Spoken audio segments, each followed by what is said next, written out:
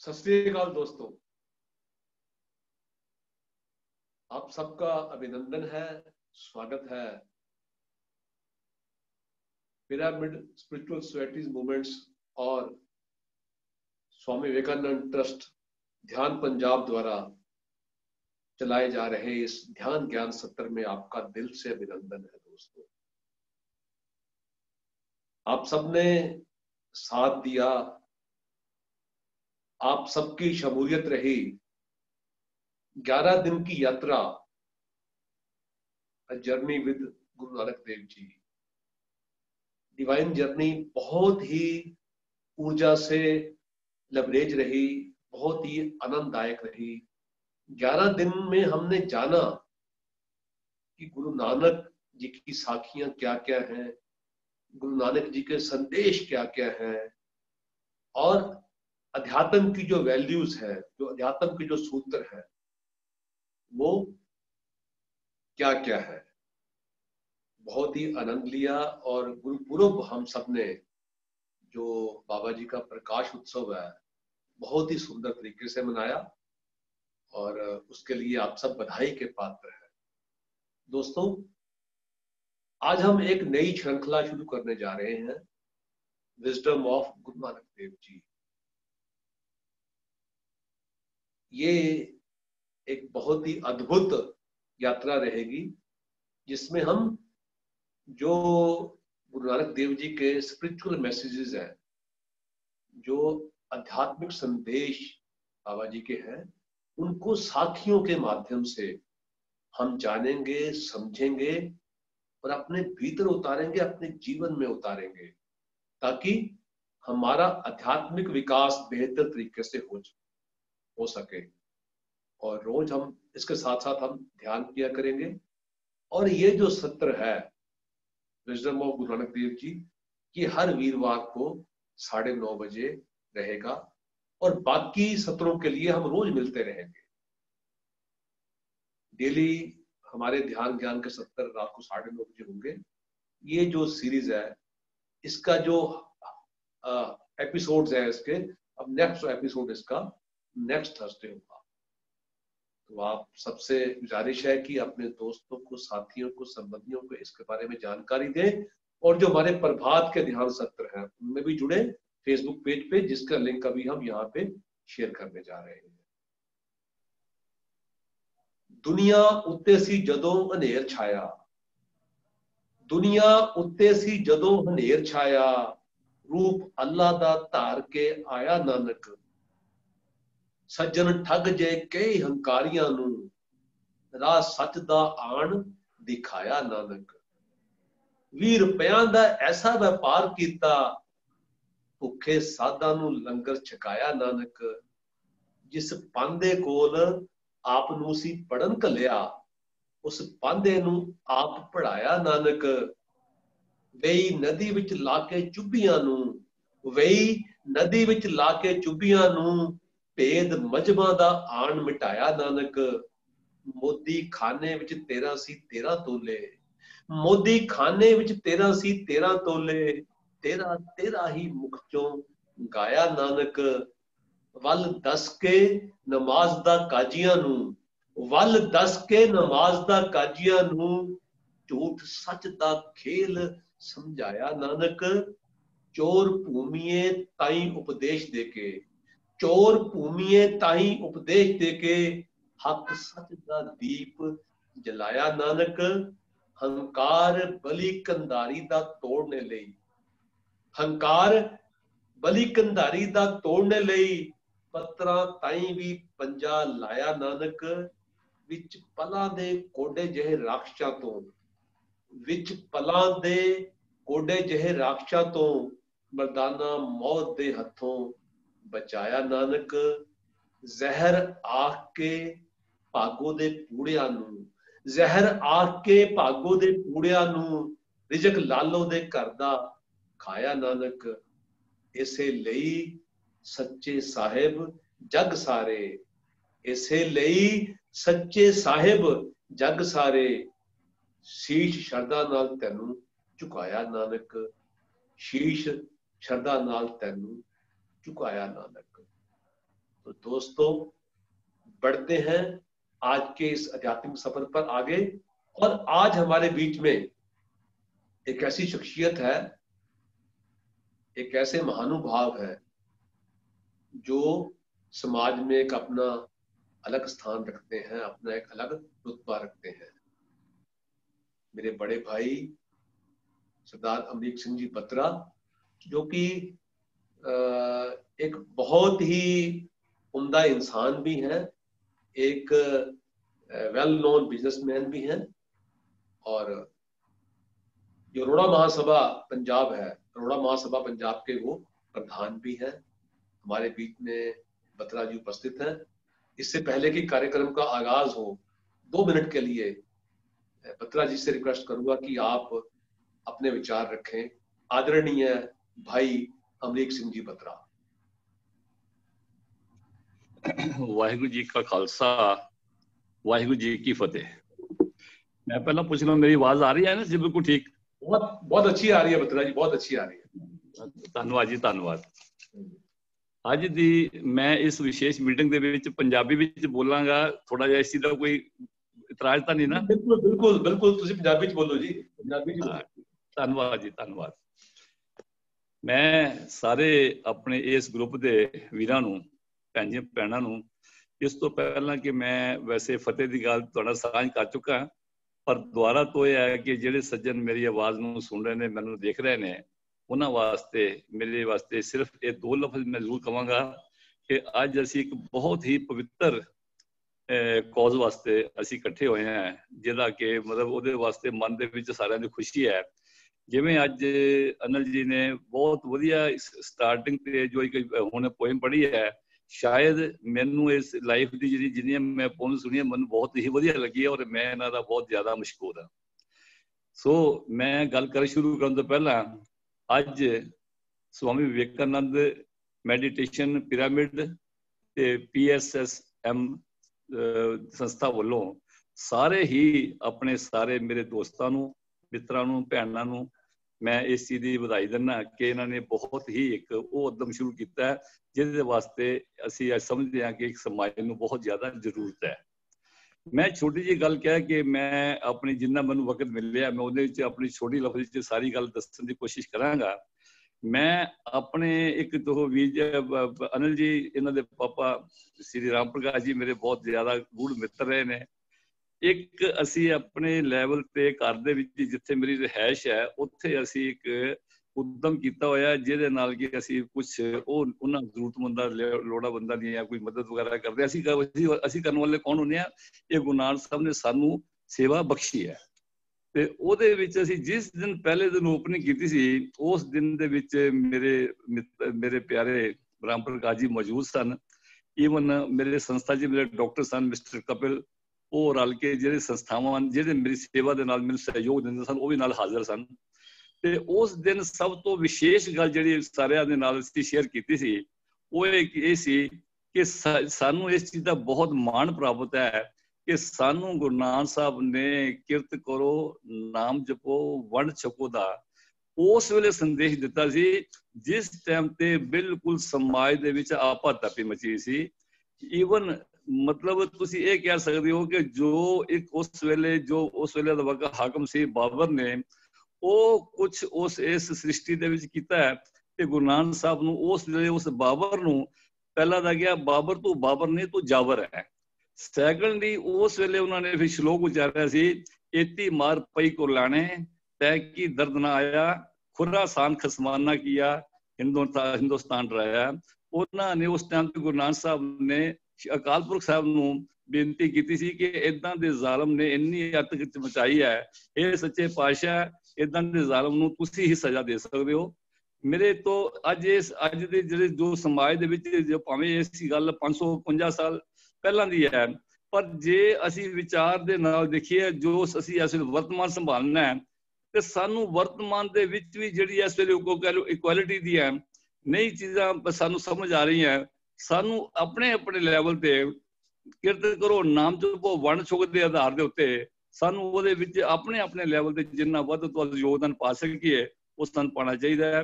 ਇਸ ਤੋਂ ਜ਼ਿਆਦਾ ਬਾਕੀ ਗੱਲਾਂ ਜੇ ਮੁੜ ਕੇ ਦੁਬਾਰਾ ਮੈਨੂੰ ਟਾਈਮ ਦਿੱਤਾ ਜਾਏਗਾ ਤੇ ਮੈਂ ਉਸ ਲਈ ਆਪਣੀ ਗੱਲ ਅੱਗੋਂ ਦੱਸਾਂਗਾ, ਕਰਨ ਦੀ ਕੋਸ਼ਿਸ਼ ਕਰਾਂਗਾ। ਹੁਣ ਅੱਜ ਦੇ ਟਾਈਮ ਤੇ ਇੰਨਾ ਹੀ। ਵਾਹਿਗੁਰੂ ਜੀ ਕਾ ਖਾਲਸਾ, ਵਾਹਿਗੁਰੂ ਜੀ ਕੀ ਫਤਿਹ। ਬਤਰਾ ਜੀ ਤੁਹਾਡਾ ਬਹੁਤ ਬਹੁਤ ਸ਼ੁਕਰੀਆ। ਮੈਂ ਵੀ ਪੰਜਾਬੀ 'ਚ ਗੱਲ ਕਰਾਂਗਾ। ਤੁਹਾਡੇ ਪਿਆਰ ਲਈ ਔਰ ਤੁਹਾਡਾ ਸਮਾਂ ਕੱਢਣ ਵਾਸਤੇ ਔਰ ਇੰਨਾ ਪਿਆਰਾ ਸੰਦੇਸ਼ ਦੇਣ ਵਾਸਤੇ ਸਾਡੇ ਕੋਲ ਅਲਫਾਜ਼ ਨਹੀਂ ਹਨ। ਤੁਹਾਡਾ ਬਹੁਤ ਸ਼ੁਕਰੀਆ। ਤੁਸੀਂ ਸਾਡੇ ਆਦਰਣੀय ਸਨਮਾਨੀय ਹੋ ਔਰ ਤੁਸੀਂ ਸਾਡੇ ਨਾਲ ਇੱਦਾਂ ਹੀ ਬਣੇ ਰਹੋਗੇ, ਇੱਦਾਂ ਹੀ ਜੁੜੇ ਰਹੋਗੇ। ਅਸੀਂ ਚਾਹਾਂਗੇ ਹਰ ਐਪੀਸੋਡ ਤੁਸੀਂ ਨਾਲ ਸਾਡੇ ਬਣੇ ਰਹੋ, ਤੇ ਤਾਂ ਕਿ ਸਾਨੂੰ ਵੀ ਹੋਰ ਉਤਸ਼ਾਹ ਮਿਲੇ ਔਰ ਅਸੀਂ ਮੋਟੀਵੇਟ ਹੋਈਏ ਗੁਰੂ ਜੀਆਂ ਦੀਆਂ ਸਾਖੀਆਂ ਨੂੰ ਸਾਂਝਾ ਕਰਨ ਵਿੱਚ ਤੇ ਉਹਨਾਂ ਦੇ ਸੰਦੇਸ਼ ਲੋਕਾਂ ਤੱਕ पहुंचाने ਦੇ ਵਿੱਚ। ਤੁਹਾਡਾ बहुत बहुत शुक्रिया बत्रा जी। तो अब मैं लीना भारती जी से रिक्वेस्ट करूंगा कि आप जस्सी मैम को इनवाइट करके आज के कार्यक्रम का आगाज कराएं। लीना भारती जी। नमस्कार जस्सी जी, सभी मास्टर्स को जिस सेशन में है मेरा प्यार भरा नमस्कार। तो बहुत 11 दिन की जर्नी हमने आपके साथ करी है, हमें बहुत अच्छा लगा, बहुत कुछ सीखा गुरु नानक देव जी के जीवन से, और उन्हें हम अपने जीवन में उनके उपदेशों को उतारने की कोशिश भी कर रहे हैं। और आज भी बहुत एक एंथुसियाज्म है आपको सुनने के लिए। तो प्लीज आइए और सेशन की शुरुआत कीजिए, आपका वेलकम है। थैंक यू, धन्यवाद लीना जी, अनिल भारती जी और विवेक परिवार। आप सबका बहुत बहुत धन्यवाद कि आपने मुझे दोबारा से मौका दिया कि मैं गुरु नानक देव जी के संदेश सबके सामने रख सकूं और उनके द्वारा जो भी विजडम मिल रहा है उसे सबके साथ बांट सकूं। तो जैसा कि हम सत्र की शुरुआत ध्यान से करते हैं पहले, तो 5 मिनट के लिए हम सब तरफ से अपने मन को हटाकर, हाथों को क्रॉस करके, पैरों को क्रॉस करके, चश्मा उतारकर, आंखें बंद करके अपनी इंद्रियों को अंतर्मुखी कर लेंगे। आती हुई सांस और जाती हुई सांस के साथ एक हो जाएंगे। हर एक सांस जो हम ले रहे हैं, हर एक सांस जो हम छोड़ रहे हैं, उन सांसों के साथ अपने मन को एक कर लेंगे। क्योंकि जब तक हमारी ऊर्जा बाहर की ओर बहती रहेगी, तब तक हम स्वयं से जुड़ नहीं पाएंगे। जब हम अपनी इंद्रियों को अंतर्मुखी कर लेंगे, स्वयं के भीतर उतरेंगे, तभी हम स्वयं से जुड़ पाएंगे। और जब तक हम स्वयं से नहीं जुड़ेंगे, हमें अध्यात्म के गूढ़ रहस्य समझ नहीं आएंगे। सबसे प्रथम, सबसे उत्तम बात है स्वयं के साथ जुड़ जाना। और स्वयं के साथ जुड़ने के लिए हमें अपनी सांसों के साथ एक हो जाना है। आती हुई सांस और जाती हुई सांस, हर एक सांस जो हम ले रहे हैं, हर एक सांस जो हम छोड़ रहे हैं, ये अद्भुत सांसें हमें उस परमात्मा से मिला देती हैं।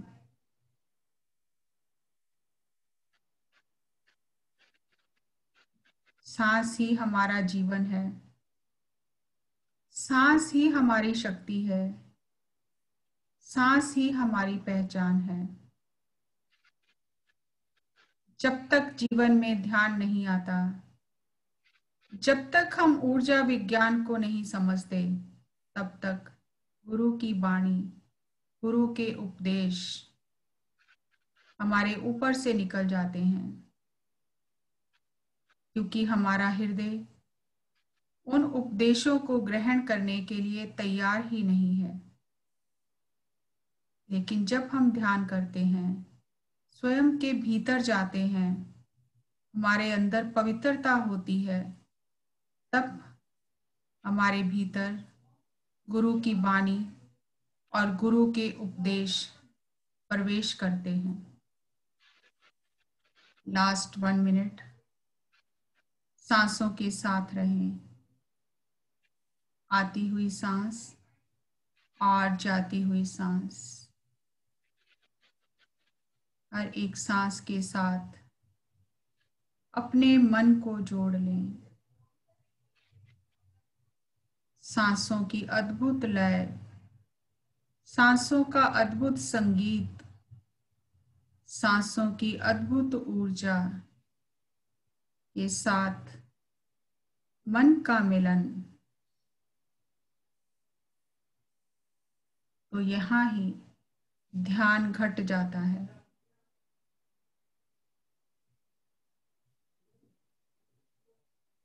आती हुई सांस और जाती हुई सांस,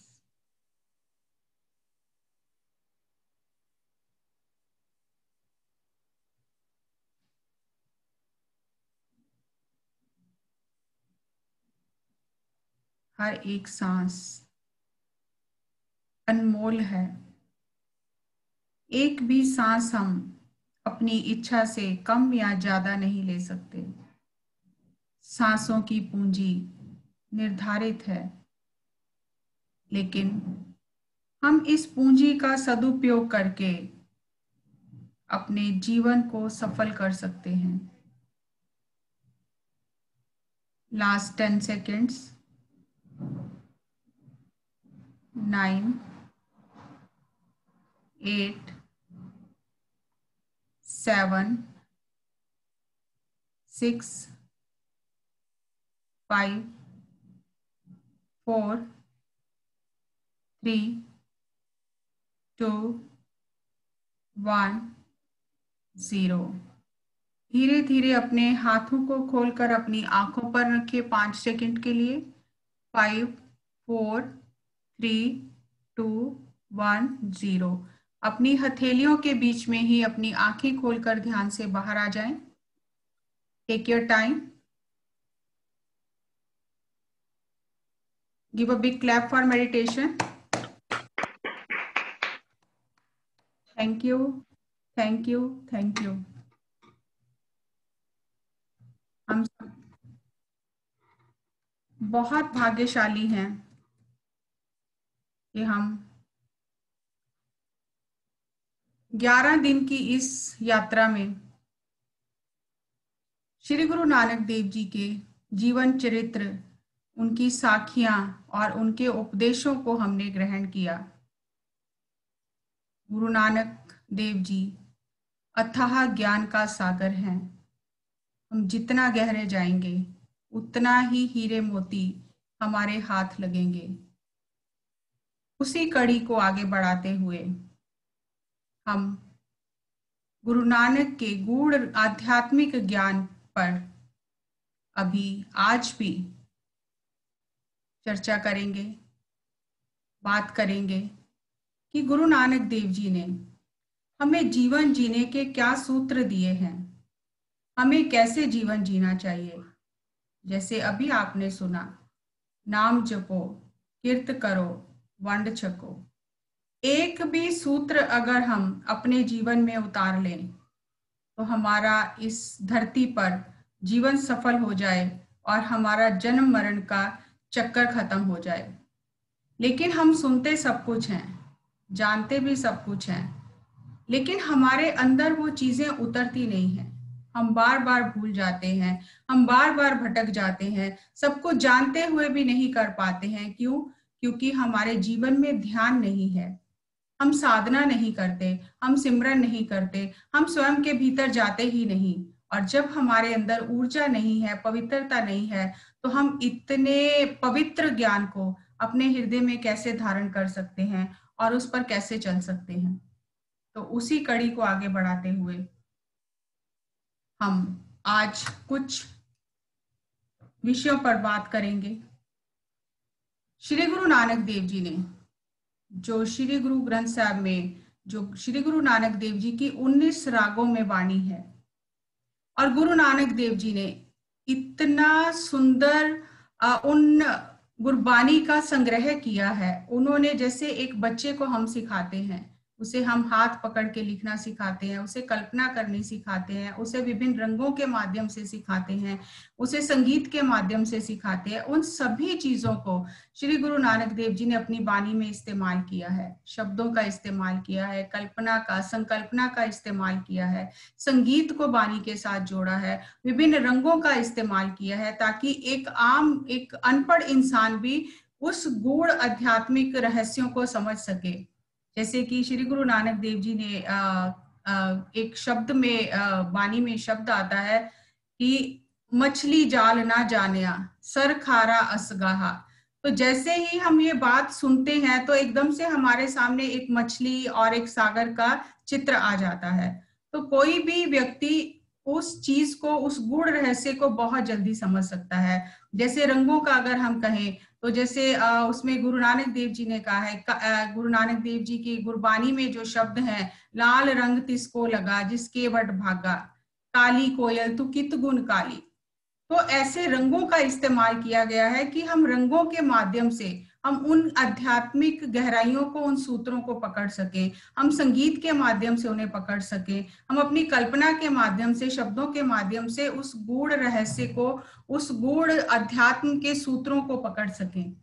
श्री गुरु नानक देव जी का जब जन्म हुआ तो जो दौलता दाई थी वो बहुत भाग्यशाली थी, जिसने सबसे पहले श्री गुरु नानक देव जी का दर्शन किया और पिता कालू को कहा कि तेरे घर में अवतारी पुरुष पैदा हुआ है, जाके आप भी दर्शन करो। तो सबसे पहले दौलता दाई ने श्री गुरु नानक देव जी का दर्शन पाया। फिर पंडित हरदयाल जी ने गुरु नानक देव जी का दर्शन किया और उन्होंने भी कहा, हे मेहता कालू जी, आपके घर में बहुत बड़ा अवतारी पुरुष जन्म लेकर आया है। जिसने गुरु नानक देव जी का दर्शन किया उन्होंने उन्हें अवतारी पुरुष कहा।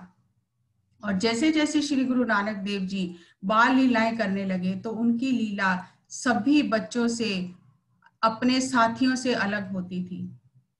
श्री गुरु नानक देव जी ज्यादा समय एकांत में रहते थे और जब पिता कालू ने उन्हें पंडित के पास, पांदे के पास पढ़ने के लिए भेजा तो श्री गुरु नानक देव जी ने वहां पांदे को उपदेश दिया और कहा कि जो पढ़ाई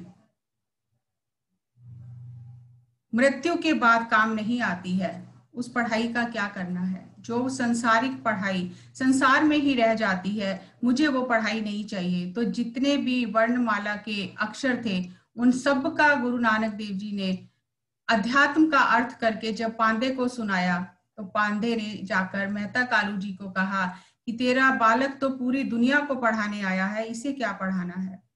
ऐसे ही जब पिताजी मौलवी के पास ले गए, मुल्ला के पास ले गए कि अरबी फारसी उस समय प्रचलित थी कि आप फारसी पढ़ो, तो जब श्री गुरु नानक देव जी वहां फारसी पढ़ने गए तो उन्होंने पूरे फारसी के जो वर्णमाला के अक्षर थे उनका मौलवी को अर्थ करके सुनाया। तो मौलवी भी हैरान होकर वापस गुरु नानक देव जी को घर छोड़ गया कि ये तो सारे संसार को पढ़ाने आया है, इसे क्या पढ़ाना है। जब श्री गुरु नानक देव जी बच्चों के साथ, अपने साथियों के साथ खेलते थे तो साथियों को साथ लेकर भक्ति की और परमात्मा की कथा वार्ता करते थे और सभी उनके जो साथी थे वो उनसे उपदेश ग्रहण करते थे। उनकी चाल बिल्कुल दूसरे बच्चों से निराली थी। श्री गुरु नानक देव जी बच्चों को परमात्मा की बातें सुनाते थे, अध्यात्म की बातें सुनाते थे। श्री गुरु नानक देव जी ने हमें ये बताया कि बचपन से ही हमें बच्चों को अध्यात्म की शिक्षा देनी चाहिए। अगर हम बच्चों को बचपन से ही अध्यात्म का ज्ञान देंगे तभी वो जीवन में कुछ कर पाएंगे। लेकिन अगर हम अध्यात्म को छोड़कर केवल संसारिक शिक्षा ही बच्चों को देते रहेंगे तो समाज का सही निर्माण नहीं हो पाएगा। आज जो हम देख रहे हैं अपने आसपास, इसका कारण यही है क्योंकि हमारे शिक्षा प्रणाली में से आध्यात्मिक शिक्षा बिल्कुल ही गायब हो गई है। हम केवल बच्चों को वो शिक्षा दे रहे हैं जिससे वो पैसा कमा सकते हैं। एक अच्छा इंसान कैसे बनना है, कैसे मिलजुल कर रहना है, इस धरती पर हम क्या करने आए हैं, ये शिक्षा अगर बचपन से ही दी जाए, बचपन से ही आध्यात्मिक सिद्धांतों को बच्चों को समझाया जाए तो हम बहुत सुंदर समाज का निर्माण कर सकते हैं। लेकिन हमारी शिक्षा प्रणाली में ये सब चीजें नहीं हैं। जिससे हम दुख समझते हैं, श्री गुरु नानक देव जी उसे दुख नहीं समझते, और जिससे हम सुख समझते हैं, श्री गुरु नानक देव जी उसे सुख भी नहीं समझते। एक बार श्री गुरु नानक देव जी उदास होकर घर पर ही लेटे रहते थे, कहीं बाहर नहीं आते जाते थे। तो सारा जो बेदी परिवार था वो बहुत उदास हो गया। गुरुजी किसी से बात नहीं करते हैं, कुछ खाते भी नहीं है, सारा दिन लेटे रहते हैं। तो सब लोग इकट्ठे होकर मेहता कालू को कहने लगे कि तेरे पुत्र नानक को क्या बीमारी हुई है, क्या रोग लगा है, वैद्य को बुलाकर उसका इलाज कराओ। जब मेहता कालू जी हरिदास वैद्य को लेकर आए तो श्री गुरु नानक देव जी मुख पर कपड़ा लिए लेटे हुए थे। तो जैसे ही वैद्य ने आकर उनकी नब्ज पकड़ी तो श्री गुरु नानक देव जी उठकर बैठ गए और कहा, तूने क्या जानकर मेरी नब्ज पकड़ी है? तो वैद्य ने कहा कि मैं नब्ज देखकर ये बताऊंगा कि आपको क्या रोग है और उसकी दवाई दूंगा, और जब आप दवाई खाओगे तो आपका रोग दूर हो जाएगा। तो श्री गुरु नानक देव जी ने कहा कि मेरे रोग की दवाई तेरे पास है क्या? तो वैद्य ने कहा, मैं देखकर बताऊंगा कि आपको क्या रोग है। तो वहां श्री गुरु नानक देव जी ने वैद्य को, हरिदास वैद्य को उपदेश देने के लिए एक शब्द उच्चारण किया, वैदा वैद सुवैद तू पहला रोग पहचान, कि तेरे को मैं उत्तम वैद्य तब समझूं अगर तू पहले अपने रोग को पहचान कि तुझे क्या रोग है। तू मुझे जो दवाई देना चाहता है, पहले तू अपना रोग तो पहचान कि तुझे क्या रोग है। तो वैद्य बहुत हैरान हो गया कि मुझे क्या रोग है, मुझे तो ये मालूम ही नहीं है, मुझे तो ये पता ही नहीं है। तो गुरु नानक देव जी ने वहां उसको उपदेश दिया और शब्द के माध्यम से बताया कि सबसे पहले मोह ममता का, विषय विकारों का जो रोग लगा है हर इंसान को, जिसके कारण हर इंसान दुखी है, अगर उसका दवाई तेरे पास है तो तू उत्तम वैद्य है। ऐसी दवाई दे जिससे रोगों की जड़ ही खत्म हो जाए, जन्म जन्म के रोग खत्म हो जाएं। अगर ऐसी दवाई तेरे पास है तो वो दवाई दे। तो वैद्य ने कहा, हे श्री गुरु नानक देव जी, ऐसी कोई दवाई मेरे पास नहीं है, आप कृपा करके मुझे बताओ कि मुझे क्या रोग है। तो श्री गुरु नानक देव जी ने उसे कहा कि ममता का, माया का जो रोग लगा है उसकी दवाई कर। तो उसको वहां उपदेश दिया कि सत्य नाम का जाप कर। तो श्री गुरु नानक देव जी ने बताया कि 4 प्रकार के दुख हैं।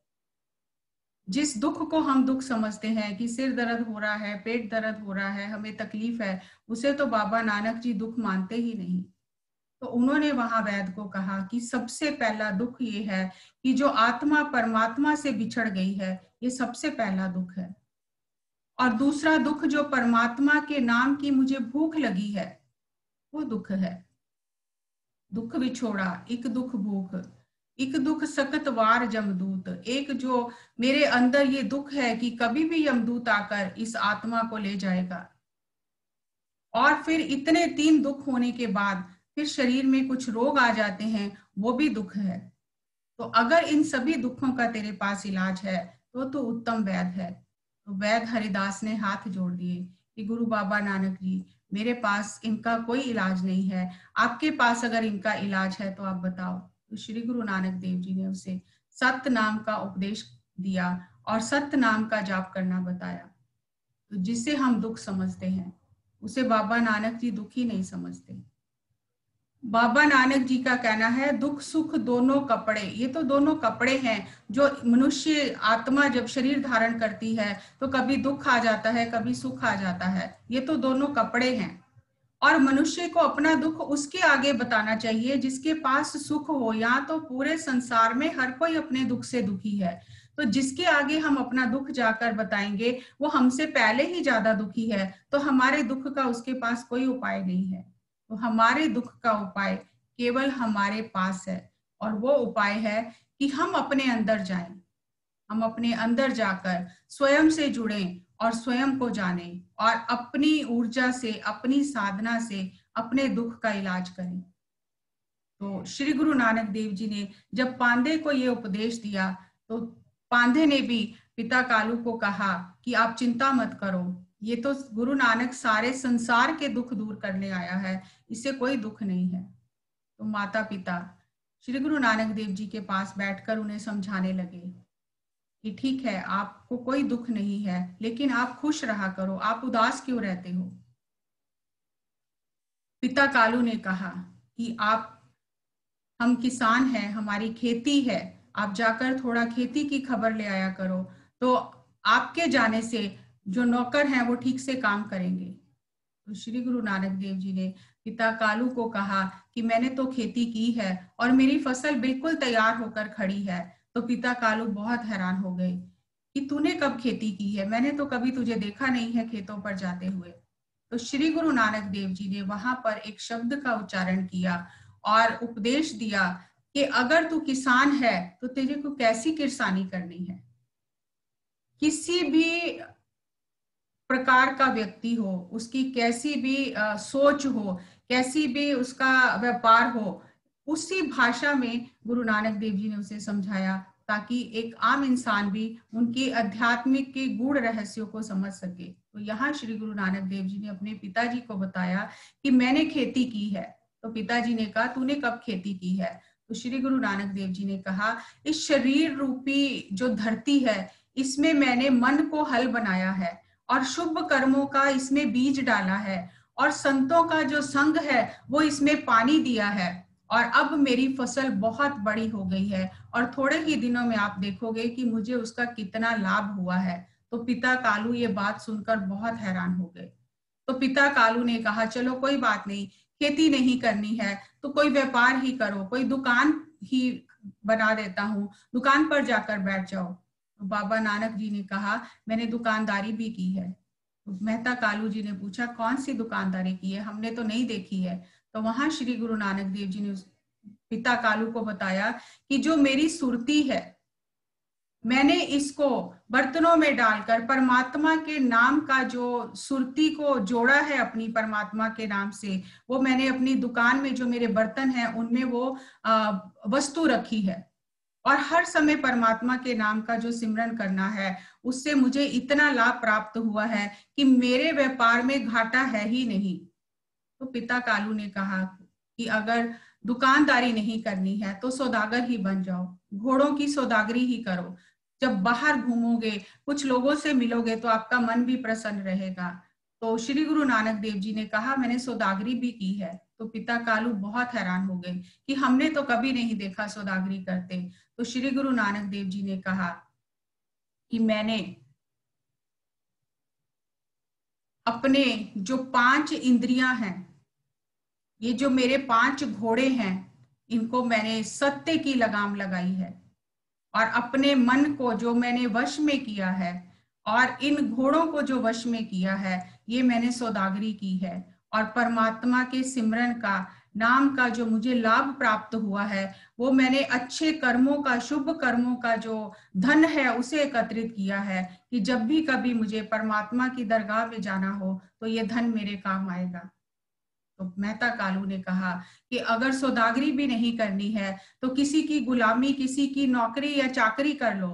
तो श्री गुरु नानक देव जी ने कहा मैंने चाकरी भी की है, मैंने उस परमात्मा की चाकरी की है, जो वो परमात्मा कहता है मैं वही करता हूँ। मैं दिन रात उसके आगे हाथ बांध कर खड़ा रहता हूँ और जब मैं उसकी आज्ञा में चलता हूँ, उसके आगे हाथ बांध कर खड़ा रहता हूँ तो वो परमात्मा मुझ पर बहुत प्रसन्न रहता है। तो मेरे किसी भी व्यापार में कोई घाटा है ही नहीं। तो पिता कालू बहुत हैरान हो गए। उन्होंने कहा तेरी बातें हमारी समझ में नहीं आती हैं, तू क्या बातें करता है, ये मुझे समझ में नहीं आती हैं, पर तू खुश रहा करो। तो श्री गुरु नानक देव जी ने वहां पिता कालू को उपदेश दिया और पिता कालू के माध्यम से समस्त मानवता को उपदेश दिया कि अगर किसान होना है तो उस किसान का आध्यात्मिक अर्थ क्या है, कैसा किसान होना है। अगर व्यापारी बनना है तो कैसा व्यापारी बनना है, अगर सौदागर बनना है तो कैसा सौदागर बनना है, और अगर किसी की चाकरी करनी है, नौकरी करनी है तो कैसी नौकरी करनी है। तो श्री गुरु नानक देव जी ने ये उपदेश दिया और श्री गुरु नानक देव जी बहुत उदास वैराग स्थिति में रहते थे और जो भी घर से ले जाते थे वो जाकर बाहर फकीरों को दे आते थे। तो पिता कालू बहुत हैरान होते थे कि कुछ भी काम नहीं करते हैं और जो भी ले जाते हैं वो जाकर बांट कर आ जाते हैं। तो श्री गुरु नानक देव जी को कहा कि आप जाकर गाय भैंसों को चरा कर लाओ, और कुछ नहीं करना तो गाय भैंसों को ही चरा कर लाओ। तो जब श्री गुरु नानक देव जी गाय भैंसों को चराने गए और वहां एक पेड़ के नीचे समाधि लगाकर बैठ गए, तो गाय भैंसों ने एक पूरा खेत उजाड़ दिया। और जब उस खेत के मालिक ने शिकायत की राय बुलार के आगे, तो राय बुलार ने कहा कि नानक को बुलाओ। जब श्री गुरु नानक देव जी को बुलाया गया तो श्री गुरु नानक देव जी ने कहा कि कुछ भी नुकसान नहीं हुआ है, लेकिन वो व्यक्ति कह रहा था मेरा बहुत नुकसान हुआ है, मेरा पूरा खेत उजड़ गया है। लेकिन गुरु नानक देव जी कह रहे थे कि कुछ उजड़ा नहीं है। तो राय बुलार, जो कि गुरु नानक देव जी की लीलाओं को जानता था और ये जान चुका था कि गुरु नानक देव जी बहुत बड़े औलिया पैगंबर हैं, तो उसने जब अपने आदमियों को भेजा तो खेत जैसा था वैसा ही खड़ा था, कुछ नुकसान नहीं हुआ था। तो श्री गुरु नानक देव जी ने एकता का पाठ पढ़ाया कि वो परमात्मा एक है। इक्योंकार से अपनी वाणी की शुरुआत की। श्री गुरु नानक देव जी जहां आसन लगाते थे उनके आसपास जंगल के पशु पक्षी आकर बैठ जाते थे, शांत हो जाते थे। एकता का उपदेश दिया और इक्योंकार जहां से गुरबाणी की शुरुआत हुई, और फिर उस इक्योंकार को कैसे पाया जा सकता है उसके अनेक मार्ग बताए कि तू किसी भी मार्ग से जा तू उसको पा लेगा। तू नाम जप, नाम जपने से उसको पालेगा। तू ध्यान कर, ध्यान करने से उसको पालेगा। तू सिमरन कर, तू सिमरन करने से उसको पालेगा। क्योंकि इंसान के अंदर जन्म से ही एक तड़प है उस समाधि स्थिति को पाने की जो उसने माँ के गर्भ में महसूस की है। उस समाधि स्थिति को पाने की इंसान के अंदर बहुत तड़प है और सारा जीवन इंसान उस अवस्था को पाने के लिए प्रयत्न करता है। तो उस समाधि स्थिति को पाने के लिए ध्यान, जप और सिमरन सबसे उत्तम मार्ग है। और उसमें श्री गुरु नानक देव जी ने हमें सिमरन और जप करने की विधि भी बताई है कि ऐसा नहीं है कि हम 10 काम कर रहे हैं और साथ साथ हम पाठ भी कर रहे हैं, साथ साथ हमारा सिमरन भी चल रहा है। नहीं, एकाग्रचित्त होकर, शांत होकर, मन को परमात्मा के साथ जोड़कर जाप करना है, सिमरन करना है, ध्यान करना है। और दूसरा मार्ग बताया, एक जपजी साहब में श्री गुरु नानक देव जी ने जैसे कोई किसी को एक एक सीढ़ी चढ़ाया जाता है, एक एक सीढ़ी की तरह वो पौड़ियों के हिसाब से उन्होंने हमें बताया कि उसको जप से पाया जा सकता है। वो जो निर्वैर है, जो स्वयंभू है, जो किसी से जिसका कोई वैर नहीं है, जो निर्भव है, जो अकाल मूरत है, उसे गुरु प्रसाद से जप के सिमरन करके पाया जा सकता है। वो सदा सदा के लिए सच है।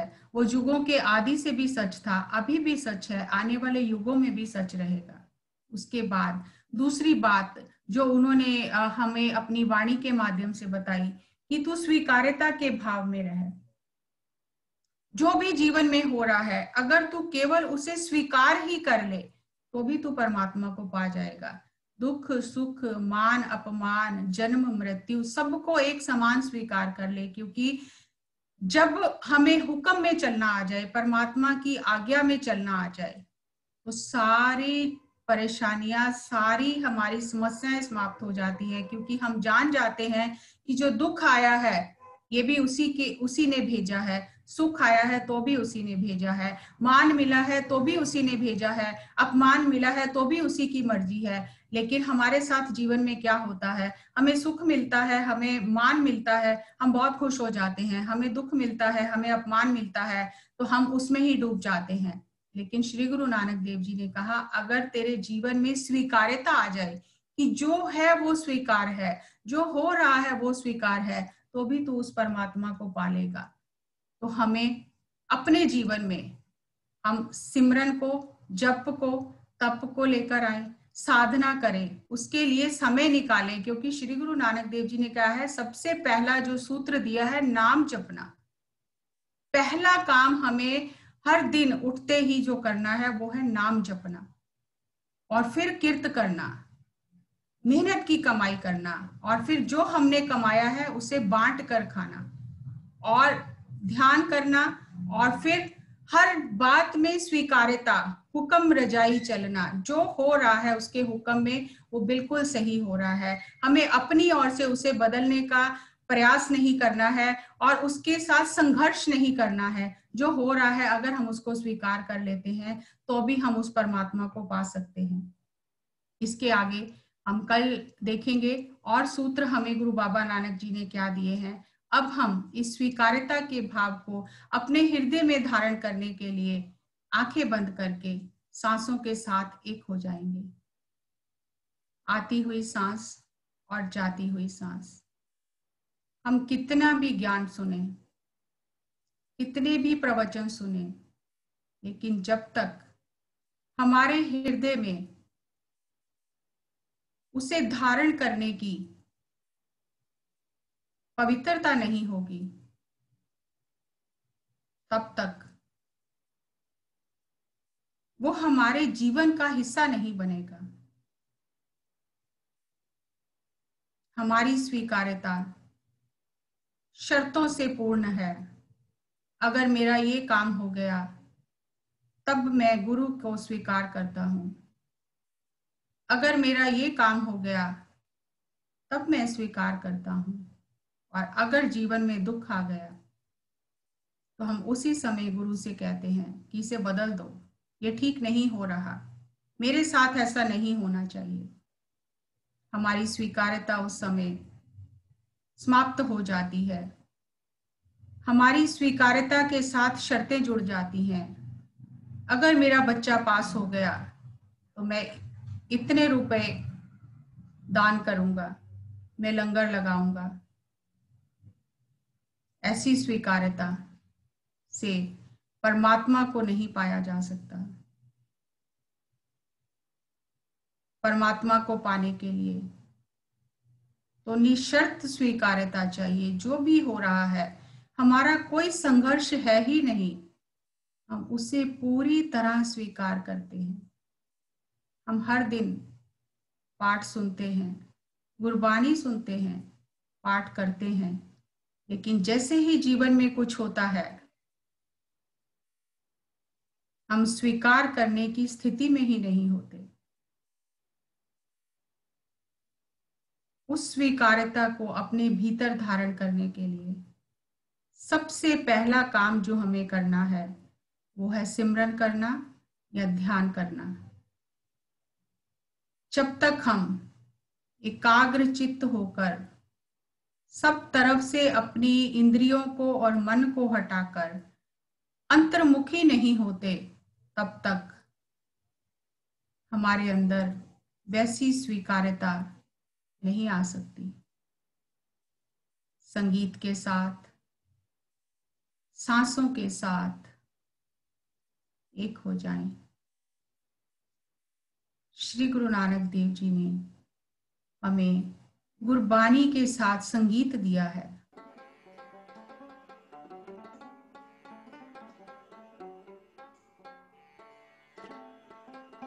आती हुई सांस, जाती हुई सांस। अगर हम आंखें खोलकर हाथों और पैरों को क्रॉस नहीं करते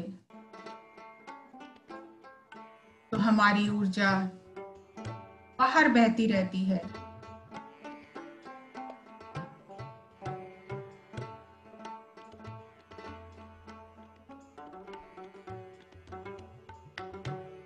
हम भी ऐसा व्यापार करें जिसमें लाभ ही लाभ हो। ऐसे किसान बने जिसकी शरीर रूपी इस खेत में शुभ कर्मों की फसल पैदा हो। ऐसे सौदागर बने जो अपनी इंद्रियों पर नियंत्रण करे और शुभ कर्मों को इकट्ठा करे। और अगर हमें गुलामी करनी है, चाकरी करनी है, नौकरी करनी है, इस परमात्मा की नौकरी करे।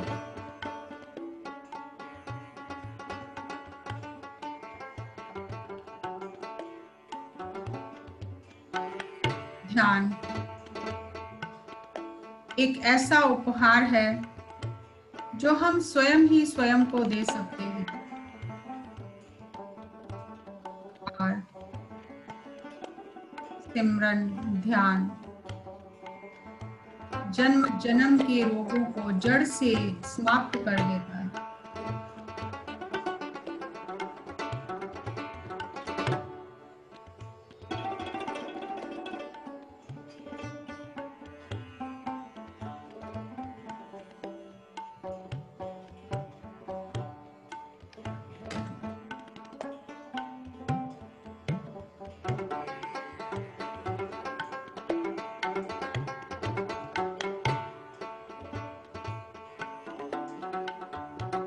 हमने श्री गुरु बाबा नानक देव जी से जाना कि हमें उस एक के साथ जुड़ना है, उस एक का ध्यान करना है और स्वीकार्यता में रहना है, संघर्ष नहीं करना, स्वीकार्यता का मार्ग अपनाना है।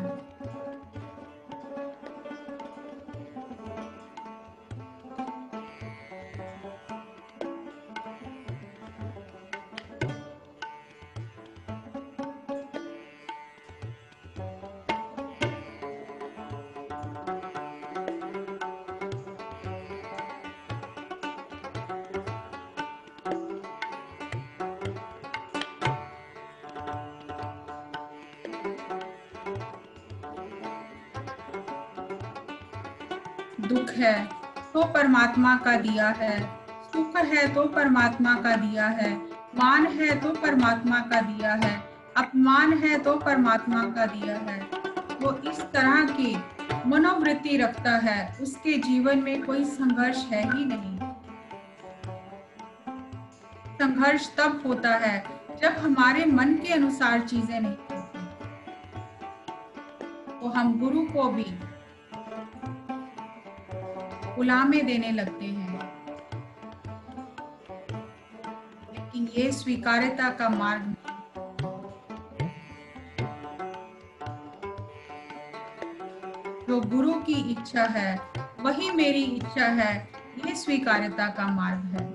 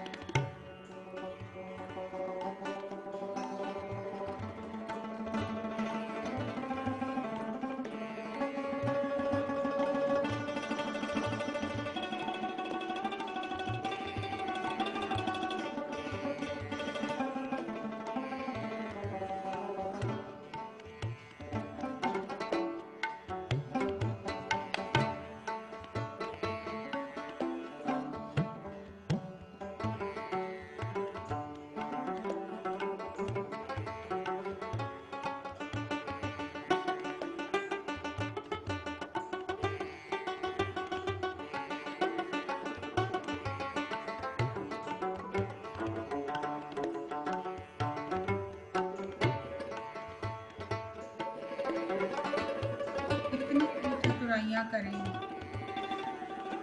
कितने भी दांव पेच लगाएं, लेकिन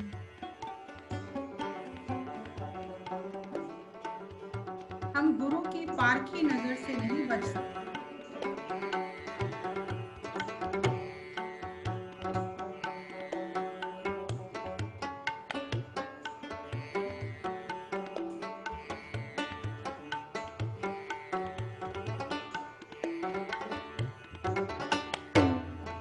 गुरु के मार्ग पर चले हमें अपनी चतुराइयों को छोड़कर स्वीकार्यता का मार्ग अपनाना होगा।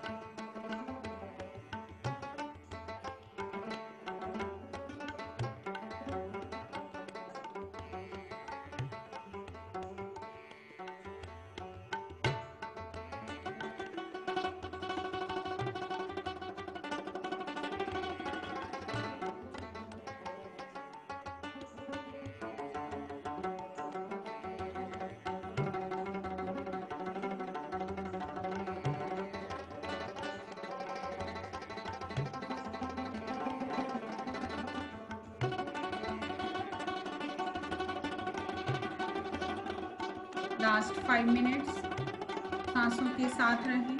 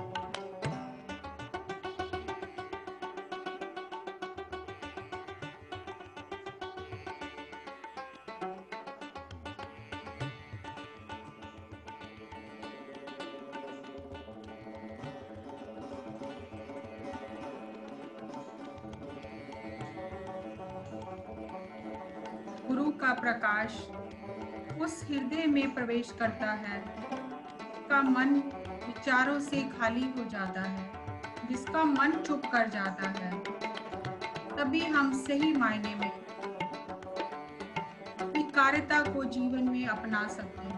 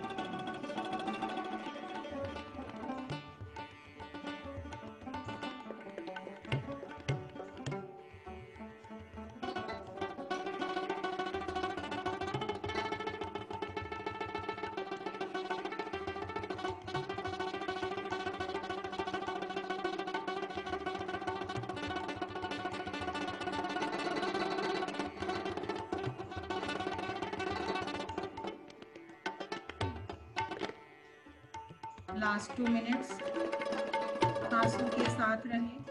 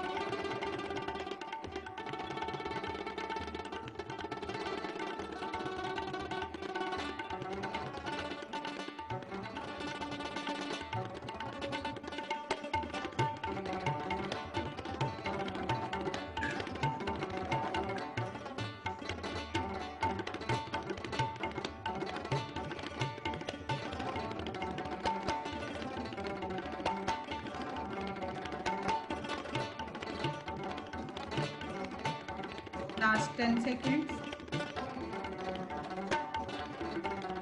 9, 8,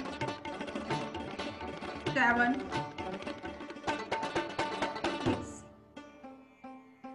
5, 4, 3, 2, 1, 0। धीरे धीरे अपने हाथों को खोलकर अपनी आंखों पर रखिए 5 सेकंड के लिए। 5, 4, 3, 2, 1, 0। और अपनी हथेलियों के बीच में ही अपनी आंखें खोलकर ध्यान से बाहर आ जाएं। Give a big clap for meditation. Thank you, thank you, thank you, thank you. आप सभी का बहुत बहुत धन्यवाद। आज हमने जो अध्यात्म के सूत्र जाने हैं, सबसे पहला सूत्र वो एक है, वो सबके भीतर है और सभी उसी के भीतर हैं और उसी से हमें जुड़ना है। और उससे जुड़ने के लिए हम अपनी सांसों के साथ जुड़कर अपने भीतर जाकर उससे जुड़ सकते हैं। दूसरा सूत्र कि सभी बीमारियों की जड़ जो हमारे मन में है, आज हम जो जानते हैं, आज हम जो सुनते हैं कि ऑल डिजीजेज आर साइकोसोमेटिक, वही बात श्री गुरु बाबा नानक जी ने आज से 550 साल पहले कही कि सभी बीमारियों की जड़ हमारे मन में है, सभी रोगों की जड़ हमारे मन में है। और हम ध्यान करके, सिमरन करके उस बीमारियों से छुटकारा पा सकते हैं। और केवल बीमारियों से ही छुटकारा नहीं पा सकते, जन्म मरण के बंधन से छुटकारा पा सकते हैं और स्वयं को मुक्त कर सकते हैं। और तीसरा सूत्र स्वीकार्यता। वो स्वीकार्यता कैसी? वो स्वीकार्यता ऐसी जिसमें कोई शर्त नहीं, जो भी है वो सब स्वीकार है, कोई संघर्ष नहीं। मेरे मन के अनुसार नहीं हो रहा तो भी स्वीकार है और मेरे मन के अनुसार हो रहा है तो भी स्वीकार है। हम हर दिन ध्यान करें, अपनी ऊर्जा को बढ़ाएं ताकि हम उस स्वीकार्यता की स्थिति को प्राप्त कर सकें। आप सभी का बहुत बहुत धन्यवाद। Thank you, thank you, thank you. किसी का कोई प्रश्न हो, किसी ने कोई अपना अनुभव शेयर करना हो दोस्तों, तो आपका स्वागत है। आप अपना हैंड रेज कर सकते हैं और अपना अनुभव शेयर कर सकते हैं। Good evening sir. जी गुड इवनिंग मैम। सर मैं रायपुर से रोमा बात कर रही हूँ। जी रोमा जी, अपना वीडियो ऑन करिए। सर ऑन है ना? हाँ जी, हाँ जी। सर अभी ये जो 11 दिन की आपने मेडिटेशन करवाए थे और जो ये यात्रा चल रही थी बहुत अच्छी, हर दिन हर अनुभव से था। लेकिन मेरी सिस्टर के साथ एक बहुत अच्छा अनुभव हुआ है। 5 साल से हम जिस चीज को कैच करना चाह रहे थे वो लास्ट डे जाकर के हमने पकड़ी है सर। मतलब एक इतना अच्छा अनुभव हुआ है। जैसी मैडम ने रूह को, मतलब अपनी आत्मा को किसी रूह से मिलाया है। मैं कैसे इसको बताऊं, मुझे समझ में नहीं आ रहा है। बट जो लास्ट डे का जो मेडिटेशन था उसमें इतना अच्छा उन्होंने करवाया था और बिछड़ी हुई आत्मा को किसी रूह से मिलाया है। मैं इसको कैसे एक्सप्लेन करूं आप समझ सकते हैं।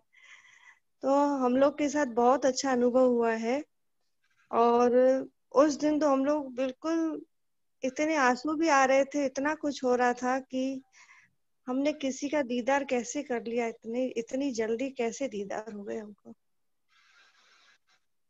मन इतना ओतप्रोत है इस भावना से, समझ में नहीं आ रहा मैं आपको कैसे अपने शब्दों को कैसे वर्णन करूं। मैं बहुत बहुत धन्यवाद, आपने जो ये सेशन स्टार्ट करवाया, बहुत बहुत ज्यादा धन्यवाद सर। कुछ क्वेश्चन थे हमारे, बहुत सब सॉल्व हो गए। हमको बार बार ऐसे लग रहा था कि बाबा जी हमारे सामने हैं, अब क्या मांगू मैं सदगुरु से। मैं सब कुछ दे दिया आपको। Thank you Jassi ji, thank you sir आपका। थैंक यू जी, थैंक यू। रोमा जी बहुत बहुत शुक्रिया। आपके शब्दों से ज्यादा आपकी भावनाएं मुखर हैं और आपकी बॉडी लैंग्वेज और आपके भाव आपके अनुभव को बहुत अच्छे तरीके से हम तक पहुंचा गए। तो उसके लिए आपका बहुत बहुत शुक्रिया और बने रहिए आप और अपने सभी मित्रों को, साथियों को बताएं कि ये नानक की यात्रा तो चलती ही रहेगी। बस धन्यवाद सर, इस बेड़ी में हम भी सवार हैं सर।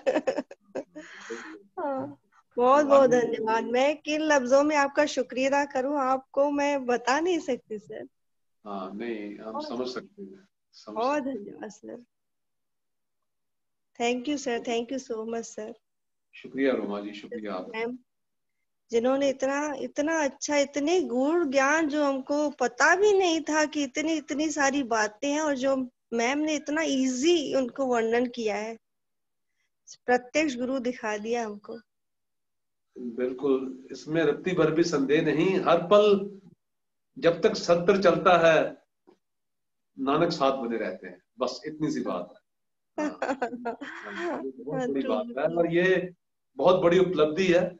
और जस्सी जी की ये एक बहुत बड़ी कला है कि वो कला भी क्या कहें, उनके ऊपर मेहर है, बाबा जी की मेहर है कि वो उनके जरिए बाबा जी का ज्ञान बहता है और लगता ही नहीं कि ये साखियां बंद हो, लगता है कि ये चलता ही रहे, चलता ही रहे, चलता ही रहे। वेट रहता है, टाइम का इंतजार रहता है, कब ये टाइम होगा और स्टार्ट होगा। हम लोग जाके बैठे देखे सुने सब हम। सही बात है। सैल्यूट है जस्सी मैम को, दिल से सैल्यूट है। सैल्यूट है जस्सी जी, इसी काम के लिए इस धरती पे आए हैं और एक ज्ञान इनके थ्रू बहता ही रहना है। और आपका रोमा जी शुक्रिया, थैंक यू सर। अधिक से अधिक लोगों तक ये संदेश भी पहुंचाएं आप, है ना? यस ताकि लोग इसका लाभ सकें। यस। और कविता चड्ढा जी हमारे साथ बनी हुई हैं, उनसे गुजारिश करूंगा कि अपने आप को अनम्यूट करें, वीडियो ऑन करें और अपनी बात करें। कविता जी।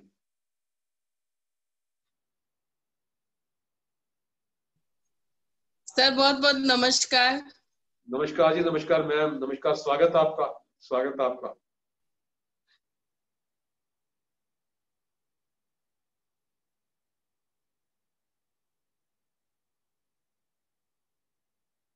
उनके लिए बोलने के लिए कुछ और इतना ज्ञान दे रहे हैं, बहुत अच्छा लग रहा है मुझे, बहुत ही अच्छा लगता है। मैं रोज इसमें ज्वाइन होती हूँ और सुनती हूँ तो बहुत खुशी होती है। अपने लोग मिलते हैं जो पंजाब के हैं, वो भी खुशी होती है। जो सबको देख के बहुत अच्छा लगता है और जो ज्ञान मिलता है बहुत अच्छा लगता है। बहुत बहुत धन्यवाद जस्सी और आपका, जो आपने ये प्रोग्राम रखा है, जारी रखा है, बहुत अच्छा लगा।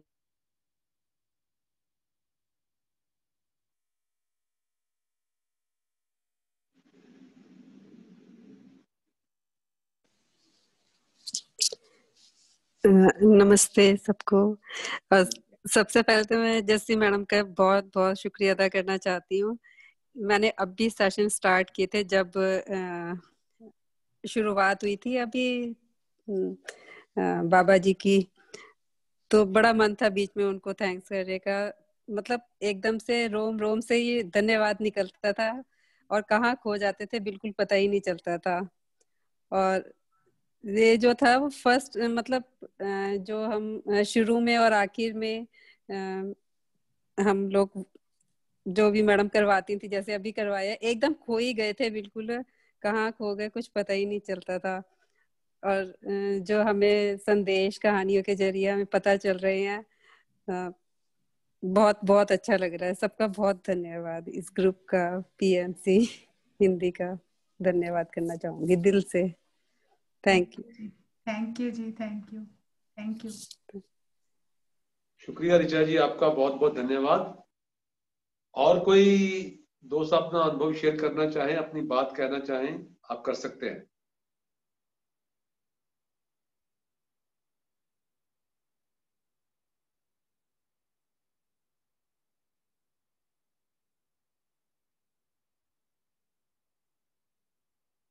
तो ठीक है दोस्तों, हम आज के इस सत्र को विराम की ओर लेकर जाते हैं और इसी विजडम ऑफ गुरु नानक का जो नेक्स्ट एपिसोड है, जो सेकंड एपिसोड है, वो next week, next Thursday Jassi ji के साथ फिर होंगे।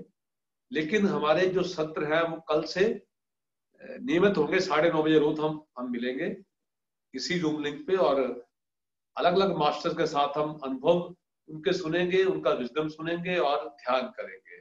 तो बने रहिए, लोगों तक संदेश पहुंचाते रहिए और अपना कर्म करते रहिए। भूले भटके किस्मत की राह दिखाई, घृणा द्वेष को मिटा प्रेम की, मन में ज्योति जलाई, एक बार फिर आकर कर दो अंतर में उजियारे। जय जय गुरु नानक प्यारे, जय जय गुरु नानक प्यारे। जी टीपी जी, स्वागत है आपका। थैंक यू जी, thank you Jassi ma'am, thank you Anil Bharti ji. Thank you. बहुत पावरफुल सेशन, बहुत आनंदमय session. Thank you very much. Thank you जी, थैंक यू। तो टीपी जी, कोई पीएमसी पंजाब की घोषणा करनी है आपने करनी है जी। पीएमसी पंजाब हमने स्टार्ट कर दिया है। कल से हम उसका लिंक जो है सारे ग्रुप्स में शेयर करना शुरू कर देंगे और सब लोग उसको सब्सक्राइब करें। और ये जो जितने भी सेशंस हमारे चल रहे हैं गुरु नानक देव जी के, तो हम सारे के सारे उस पे अपलोड कर देंगे, आप वहां पर भी दोबारा देख सकते हैं। वाह वाह वाह। तो दोस्तों, आपसे गुजारिश है कि जो लिंक कल शेयर होगा, आप इस चैनल को सब्सक्राइब करें ताकि हम जो मिनिमम रिक्वायर्ड जो एक संख्या है वहां तक पहुंच जाए। और इस चैनल को आपने अपनी ऊर्जा से, अपनी लाइकिंग से इसको आगे बढ़ाना है और इसको नंबर 1 यूट्यूब चैनल बनाना है। उसके लिए हमारी शुरुआत कितनी सुंदर हो रही है। हमारी शुरुआत हो रही है साहेब श्री गुरु नानक देव जी के माध्यम से। पहले गुरु और पहला जो है उनके माध्यम से ये एक हमारा प्रयास। तो आप सबसे गुजारिश है कि इस चैनल को अवश्य लाइक करें ताकि ये चैनल बहुत जल्दी फेमस हो जाए और हम सारे मास्टर्स के जितने भी हमने आज तक भी जो हमने रिकॉर्ड किए हैं एपिसोड, सारे उस पर डालेंगे और आप सारे सुन सकते हो बार बार। और आपका फिर से एक बार शुक्रिया। टीपी जी कल उसको लिंक को शेयर करने वाले हैं, हमें उन पलों का इंतजार रहेगा। और जस्सी जी, आपके लिए कैसे, आपका आभार कैसे व्यक्त करें, हमारे पास वो अल्फाज ही नहीं है, वो शब्द ही नहीं है। वही ऐसे लगता है जहां से आपने छोड़ा था वहीं से पकड़ लिया आज। मतलब जो 2-3 दिन का जो बीच का विराम है वो पता ही नहीं चला कि वो था भी या नहीं था। बहुत ही बढ़िया तरीके से आपने वहीं से पटड़ी, वही ऊर्जा और वही जो है ज्ञान और वही सभी का जो कह रहे हैं ना कि जो लालसा, जो जिज्ञासा, जो चाहत, जो भूख, और आपने बहुत अद्भुत सूत्र दिए कि भीतर उतरिए, एक ओंकार को जानिए। आपने कहा कि रोग मन के हैं, विकार मन के हैं, साइकोसोमेटिक है, और समर्पण कर दो तो भी पा जाओगे तुम उस परमात्मा को। बहुत ही सुंदर सूत्र दिए, और हम इन सूत्रों को आत्मसात करेंगे, जीवन में उतार के जीवन को सुंदर बनाएंगे, अपने अध्यात्म सफर को आगे बढ़ाएंगे। शुक्रिया शुक्रिया शुक्रिया Jassi ji, thank you so very much. Thank you जी, थैंक यू। तो ठीक है दोस्तों, आज के सत्र को विराम देते हैं। शुभ रात्रि, शब्बा खैर, अपना ख्याल रखिएगा।